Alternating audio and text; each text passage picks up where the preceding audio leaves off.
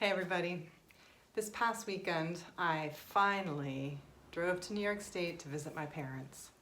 And at the end of the visit, I finally gave my mom a hug and my dad a hug for the first time in a very, very long time. And then I was taking care of my kid and the dog, and we packed up and we drove back to Massachusetts. And hours later, I was showering and I started thinking back to what that felt like to hug my mom and to hug my dad.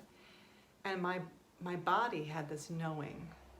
It was holding all these feelings. And I started weeping, just uncontrollably sobbing in the shower. And I was trying to figure out what that was about. It lasted for several minutes. I just didn't even want to stop. I just kept weeping and weeping and wondering why. And I realized it came from a place of gratitude, of being able to hug my parents, that they and I have survived to this moment. It came from an awareness of how good it felt to wrap my arms around them and to feel their arms around me. It came from a place of awareness that so many people have not yet been able to hug their loved ones, or will never again be able to hug the people who are so important to them. And it came from missing them. We're 3 hours apart and I want to hug them again.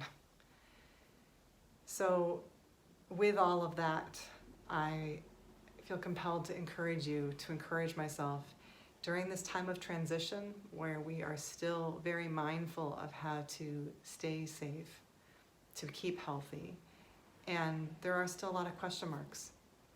The transition itself that we are in calls up a lot of feelings. And so I am encouraging myself and you to feel all the feels. Be brave enough to be with all the feelings that are coming up, because there's a lot of feelings coming up for a lot of people right now.